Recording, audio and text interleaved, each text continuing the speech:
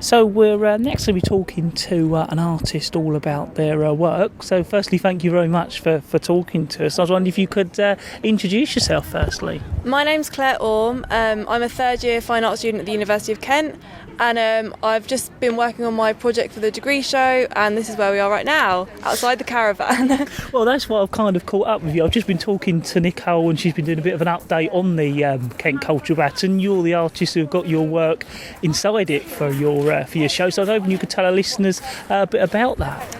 Well, I've been so lucky to be using this caravan. I was sort of wanting to use a caravan, but I never ever thought I'd be lucky enough to have this. It's just the most amazing space to work with. It looks like a sort of weird alien spaceship, which is perfect for sort of what I'm doing at the moment for my project.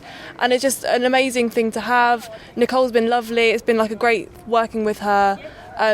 Everyone's sort of coming and they see the caravan, they're like, what is this? It's sort of full of intrigue and really makes people want to like go inside and sort of see what it is. So if you were to go inside, what exactly would you see and experience? Well, inside it's meant to be sort of a hypnotising psychedelic space, and it's looking at sort of the links between spirituality and technology. And for the project I've become clairvoyant, a paranormal investigator, and in the caravan is a video which it works with the I've written a script from the Most Haunted programme when they did a séance in the Chatham Historic Dockyard, and I wrote a script from this, and then the video sort of reimagines this through like visualising the speech, and then some of it I've turned into Morse code, and it's meant to be kind of like a hypnotising psychedelic space, kind of reflecting the way that technology is kind of like imposed on us at the moment, sort of and all the colours and sort of craziness, and sort of so the caravan, a silver caravan, is the most perfect place to have this in. Now, one of the other interesting things, I've just been upstairs on the upper floor, and there's a piano up there, and I understand that's another part of your work. Yeah, the piano upstairs is actually a pianola.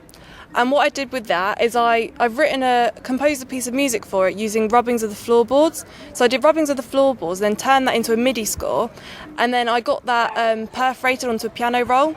So when I perform on that, all you'd have to do is like pedal, and then the piano plays the roll itself. So it's kind of like a ghost piano, which is great. No, it certainly sounds great, and I think it's always good to create an atmosphere around the piece of artwork, which is, I assume, what you're trying to do. Yeah. So like when I'm going to be here at the exhibition, I'm going to be dressed in character as clairvoyant.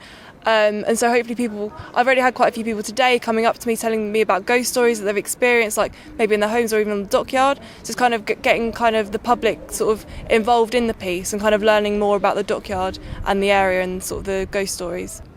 So I know you want to talk a little bit about the Tone Festival next. Yeah, I got the commission to use the baton for the Tone Festival. So that's in sort of the end of June, 20th to the 22nd of June, and I'm going to be sort of redoing this piece, maybe adding bits, see how it goes this week, and then kind of work on it and develop it for the Tone Festival. So yeah, that's really exciting, and there's going to be so many other like artists, really interesting artists performing and doing installations, so I'm really excited about that, to kind of work with them and talk to everybody around it. I think it'll be like really exciting time. So, well, if our listeners would like to find out a bit more about your work, do you have a website they can have a look at? Yeah, my website's claireorme.com, so that's CLAIREORME.com. Well, thank you very much for telling us all about your work today. Thank you very much. Thank you.